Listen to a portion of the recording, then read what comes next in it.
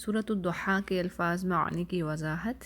الحمدللہ والصلاۃ والسلام علی رسولہ وعلی آلہ واصحابہ اجمعین۔ اعوذ باللہ من الشیطان الرجیم، بسم اللہ الرحمن الرحیم۔ پہلی آیت کو دیکھتے ہیں۔ والضحیٰ، واو قسم کے معنوں میں آ رہا ہے یہاں پر۔ ضحیٰ چاشت کے وقت کی، یعنی قسم ہے چاشت کے وقت کی۔ یہ جو لفظ ضحیٰ ہے پیچھے بھی ہم نے پڑھا ہے نا سورہ شمس میں، والشمس وضحاہا، ٹھیک ہے، اس میں بھی پڑھا۔ تو یہ لفظ ضحیٰ سورج کی روشنی اور اس کی حرارت دونوں کے مفہوم میں آتا ہے۔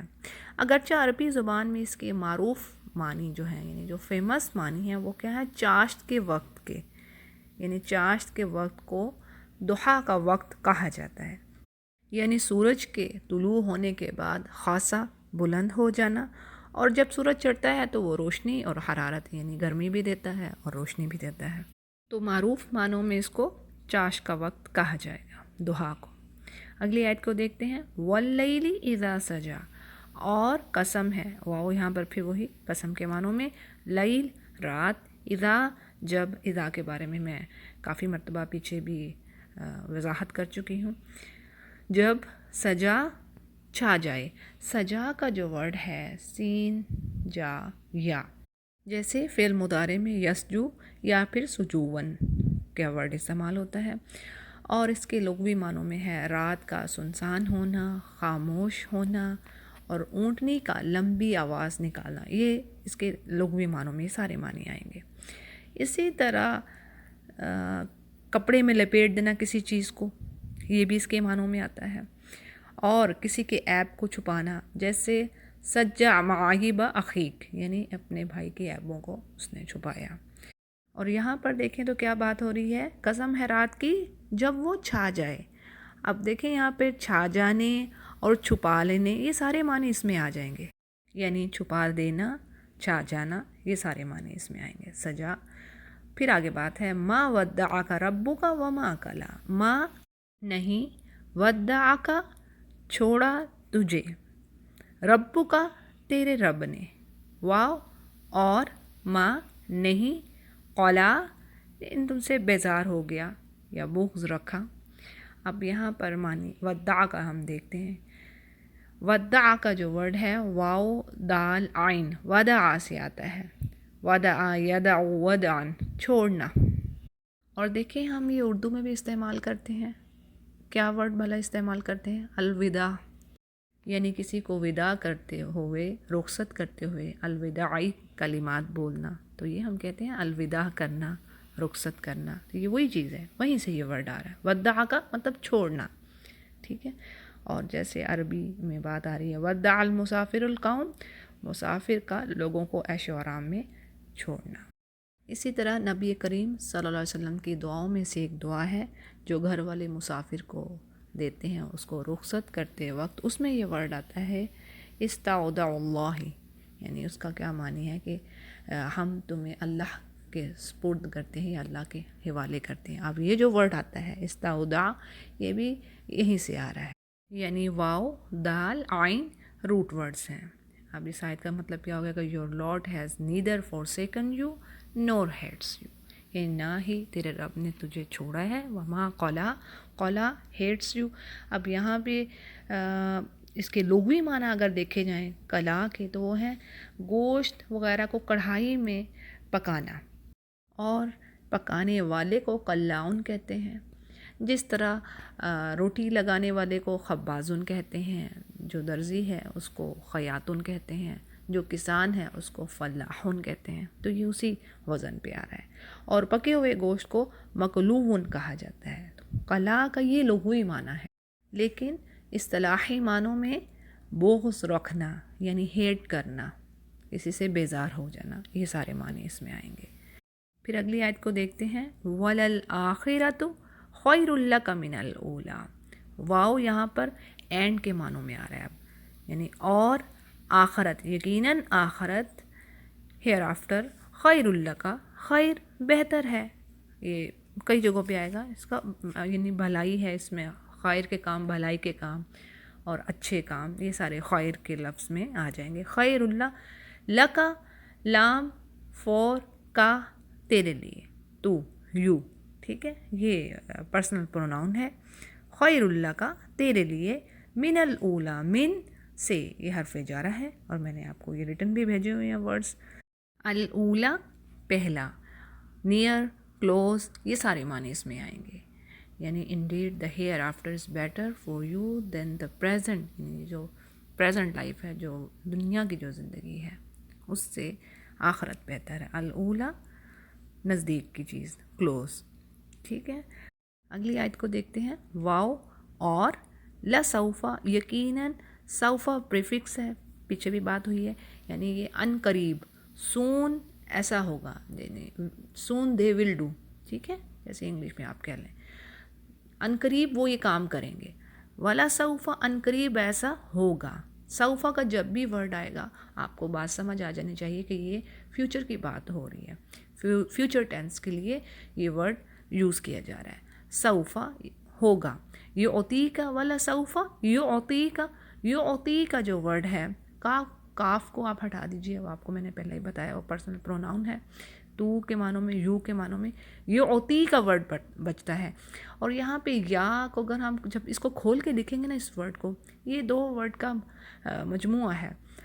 جب آپ اس کو کھولتے ہیں، یا عین تا یا، یعطی، ٹھیک ہے، پلس کا، یعنی وہ آپ کو عطا کرے گا. یعطی عطا کرنا، وہ دیتا ہے، وہ عطا کرتا ہے. یعطی کا آپ کو، وہ اب یہاں پہ جو عام سمپل معنوں میں آپ لیں گے وہ عطا کرے گا آپ کو. ربو کا، آپ کا رب، ربو، اسی طرح آپ ربو پلس کاف علیحدہ کریں تو وہ ربو کا، آپ کا رب. فتردا، فا پس تھردا، آپ راضی ہو جائیں گے، خوش ہو جائیں گے. اور تھردا کا روٹ ورڈ را دال وا، را دا وا. اب یہاں پر دیکھیے آپ فا کو علیحدہ کر دیجئے، فا جو ہے وہ پس کے معنوں میں آ رہا ہے. تھردا فعل مضارع ہے، تا کو علیحدہ کر دینی، تو راضی ہو جائے گا، تو خوش ہو جائے گا، تا اس لیے استعمال ہو رہا ہے. پیچھے آپ کو روٹ ورڈ مل جاتا ہے را دا وا. لیکن یہ گرامر کی تھوڑی سی چینجز کی وجہ سے یا جو ہے، یعنی جو واو ہے وہ یا میں بدل گئی ہے. تو بہرحال اس کو آپ اسی طرح یاد رکھیں، قرآن کریم میں بہت ساری جگہوں پہ آئے گا یہ ورڈ، تردا، یردا، اس طرح کر کے. تو آپ جو ہے مین چیز سمجھ لیں کہ اس کے معنی ہیں خوش ہونا، راضی ہونا، ٹھیک ہے. علم یجد، آ کیا ہے؟ حرف استفہام اینڈ انٹیروگیٹیو ورڈز، یعنی وہ الفاظ جن سے سوال کرنا ظاہر ہوتا ہے، سوال کرنا مقصود ہوتا ہے. لم نہیں، یہ حروف نافیہ میں سے ایک حرف ہے. لم، لا، لن، لما، ما، یہ سارے کیا ہیں؟ حروف نافیہ ہیں، نیگیٹو ورڈز ہیں یہ. یجد کا تجھے پایا، اور عام عربی زبان میں یجد جو ہے اویلیبل کے معنوں میں بھی آ جاتا ہے، کہ اکثر آپ شاپس میں دیکھیں تو لکھا ہوگا کہ یجد اویلیبل ہے یہ چیز.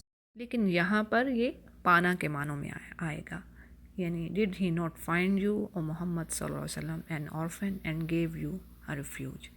یعنی یہاں پانا کے معنوں میں آپ یجد کو لیں گے. علم یجد کا، نہیں اس نے پایا تجھے، کا تجھے. یتیمن، آرفن، یتیم. فآوا، سو گیو یو ریفیوج. آوا یعنی جو ہے جگہ دینا، ٹھکانہ دینا، یہ سارے اس میں مفہوم آئیں گے. اسی طرح مأوا کا ورڈ بھی اسی سے ہی آتا ہے، یعنی ٹھکانہ، جگہ. ووجدہ کا، واو اور وجدہ، اب یہ وہی وجدہ، پایا تجھے.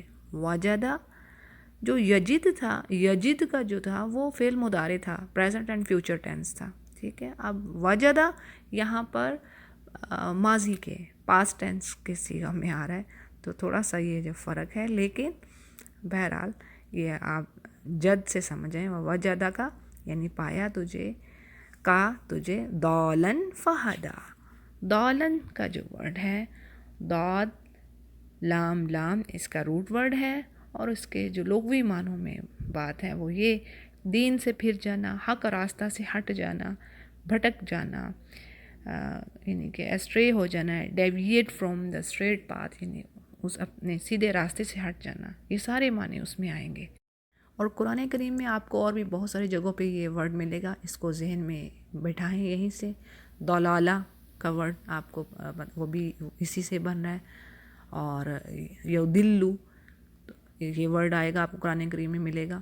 یہ جو ورڈ ہے یہ بار بار آئے گا، تو اس کو آپ ذہن میں رکھیں، یہیں سے سمجھیں، حق راستہ سے ہٹنا جو ہے وہ گمراہ ہو جانا۔ اور پھر اسی طرح ضل سعیہ، یہ بھی قرآن کریم میں آتا ہے، یعنی کوشش میں ناکام ہو جانا۔ پھر آگے ہے جی بات فہدا، فا پس ہدا، ہا دال یا، یہ اس کے روٹ ورڈ ہیں، اور اس کا معنی ہے ہدایت، گائیڈنس، یعنی اس نے تجھے ہدایت دی۔ فہدا یہ پاسٹ ٹینس میں آ رہا ہے، فہدا پس اس نے تجھے ہدایت دی۔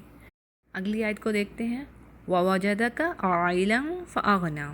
وَوَجَدَكَ اگین وہی ورڈ آ رہا ہے، and he found you poor and make you rich, یعنی عائلن کا جو لغوی معنوں میں محتاج ہونا، پور ہونا، اور کثیر اولاد ہونا، یعنی زیادہ اہل و عیال، عیال یعنی فیملی، بڑی فیملی ہونا، زیادہ بچے ہونا، اولاد زیادہ ہونا، یہ سارے معنی اس میں آ رہے ہیں۔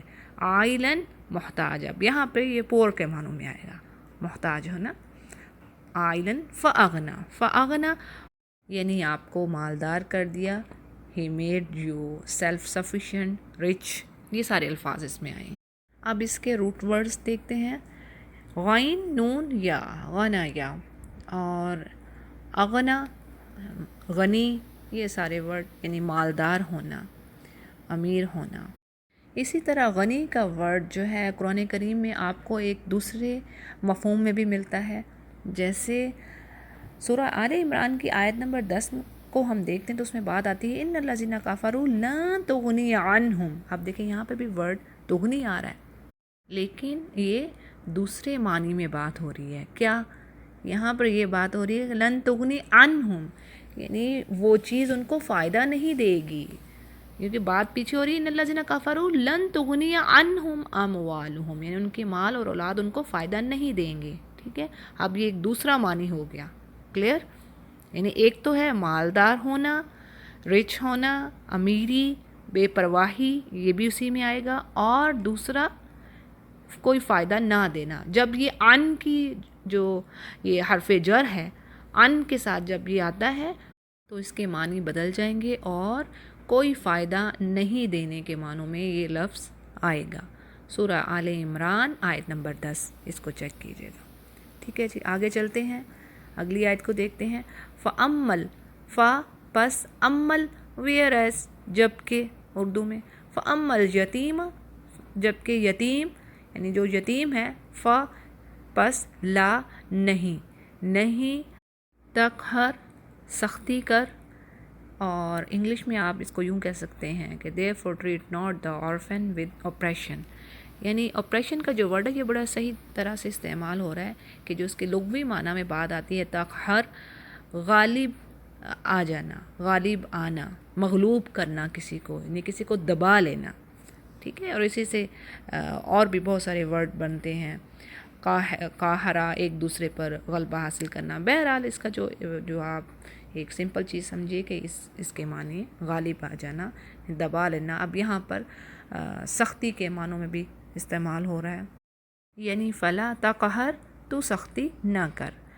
پھر اگلی آیت ہے جی، وَأَمَّا السَّائِلَ، اور اما جبکہ، سائلہ سوال کرنے والا، فا پس لا نہیں، نہیں تنہر اس کو تو ڈانٹ ڈپٹ کر۔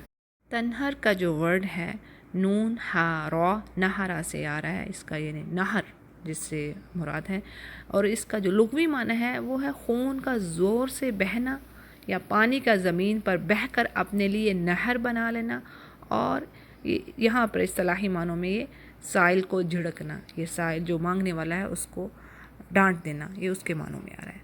تو جی آخری آیت کو دیکھتے ہیں، وا اور اما جبکہ، ویرس بِنِعْمَتِ ساتھ نعمتوں کے، یعنی کہ با جو ہے ساتھ، پر، سے، یہ سب اس کے معنوں میں ہوں گے با کے.